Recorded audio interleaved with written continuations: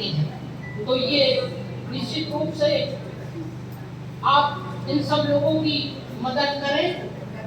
आज ही मेरे द्वारा मैंने जब देखा, बहुत दिनों से मांग किया था सेनापति के रेड क्रॉस सोसाइटी के लोगों ने, कि जब भी कोई ऐसी परिस्थितियां आती है तो उनकी कोई एक्सीडेंट हो जाता है, कोई बीमार हो जाता है, उसको हॉस्पिटल तक पहुंचने के लिए उसके पास कोई व्हीकल नहीं होता है, तो उन्होंने मुझसे कहा था। आज ही मैंने उनको कहा कि नहीं, मैंने प्रॉमिस किया था कि मैं आपको एक एम्बुलेंस दूंगी, और आज मैंने उनको चेक दे दिया है और जल्दी ही वो एम्बुलेंस उनको उपलब्ध हो जाएगी। तो ये जो सारी चीजें हैं, इस तरह से हमारा रेड क्रॉस सोसाइटी कार्य करता है। जैसे कि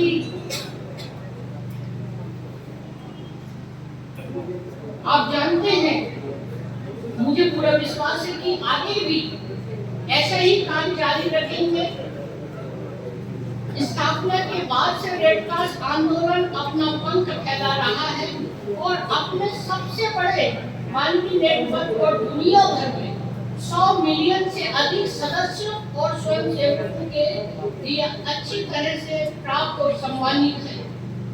रेड क्रॉस पूरी तरह से उन लोगों की मदद के लिए रुचि रखता है जो पीड़ित है, दुखी है, लोगों की राष्ट्रीय मूल्य, राय, विश्वास की परवाह किए बिना निष्पक्षता से सेवा करता है। ये रेड क्रॉस सोसाइटी लोगों तक पहुंचने की और हर समय इनकी सहायता करने के लिए तत्पर रहता है।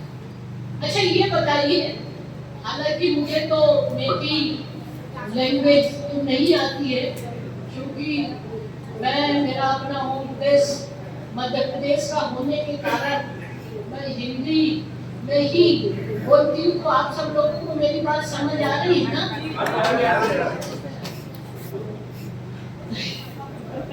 मगर मेरा 1 साल के लगभग रहा गवर्नर के रूप में यहाँ गुजरा है।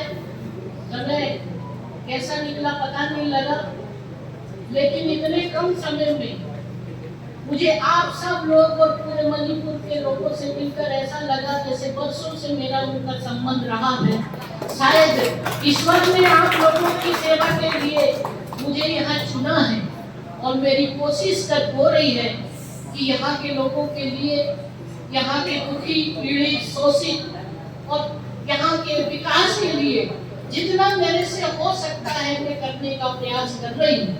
जब भी कोई ऐसी बात मेरे सामने आती है, गवर्नर हाउस में जब भी कोई व्यक्ति अपनी वेदना, अपनी संवेदना लेकर आते हैं, तो मैं कोशिश करती हूँ कि उनकी जितनी मदद हो सके मैं करने का प्रयास करती हूँ। और इसीलिए रेड क्रॉस सोसाइटी के पूरे देश में जो रेड क्रॉस सोसाइटी स्टेट का होता है, गवर्नर उसके चेयरमैन होते हैं। बाकी स्टेट के हमारे वाइस प्रेसिडेंट अभी निमोई जी को हमने किया है, ये रिटायर IAS हैं, और हमारे अध्यक्ष जी हैं जो कि बहुत एक्टिव हैं। ये तो पहले नरेंद्र निगोमा जी, आप तो एक पहले आर्टिस्ट भी थे, फिल्म में काम करते थे, और इनका निर्णय सुना और देखिए इन्होंने अपना पूरा जीवन इतने बड़े आर्टिस्ट और ये पूरे मणिपुर की लोगों की सेवा के लिए उन्होंने अपना पूरा और बहुत धन्यवाद देती हूँ कि आप जैसे लोग इस रेड क्रॉस सोसाइटी में, और भी बहुत सारे सेक्रेटरी हैं, वो सारी चीजें हैं। और मैं कभी कभी डांटते भी रहती हूँ कि आपने सामान क्यों नहीं बांटा अभी बीच में, जब शिविर में लोगों की हेल्प की जरूरत थी। इनका जितनी जल्दी हो सके आप इनकी हेल्प करिए, जहाँ कहाँ भिजा नहीं सकते थे तो मैंने स्वयं अपने वाहनों से वहाँ पर लोगों की मदद, और इन्होंने बड़ी तत्परता के साथ लोगों की हेल्प की जरूरत इन्होंने किया है। और आगे भी मुझे पूरा विश्वास है कि आगे भी इसी तरह की रेड क्रॉस सोसाइटी आपके बीच में जाकर जो भी हेल्प हो सकती है पूरी तरह से मदद करें। और हाँ, एक हेल्पलाइन भी यहाँ पे शायद जारी हुआ होगा, जहाँ किसी की जरूरत होगी, ब्लड की जरूरत होगी, मेडिसिन की जरूरत होगी और भी अन्य चीजों की, तो आप जरूर रेड क्रॉस सोसाइटी को बताइए। बाकी गवर्नमेंट तो करती है, लेकिन हमारे रेड क्रॉस सोसाइटी के जो वॉलंटियर्स हैं, जब भी ऐसी स्थिति हो जाती है तत्काल वहाँ पर पहुँच जाते हैं मदद के लिए। तो आप सबको मेरी तरफ से बहुत शुभकामनाएं। आज जिन बच्चों ने अवार्ड लिया है, ये प्रतियोगिता में कंपटीशन में भाग लिया है, मुझे देखकर बहुत अच्छा लगा और आपने उनको मेडल दिया। मेरी बहुत शुभकामना है कि वो उनका अपना फ्यूचर और अच्छा, बेस्ट ऑफ लक उनके लिए है। और मेरे अपने जो डोनर्स हैं और लोग भी इसी तरह से हमारी सोसाइटी, रेड क्रॉस सोसाइटी की मदद करें तो बहुत अच्छा होगा। इन्हीं शब्दों के साथ आप सबको मैं बहुत शुभकामना देती हूँ। खबर जरिए।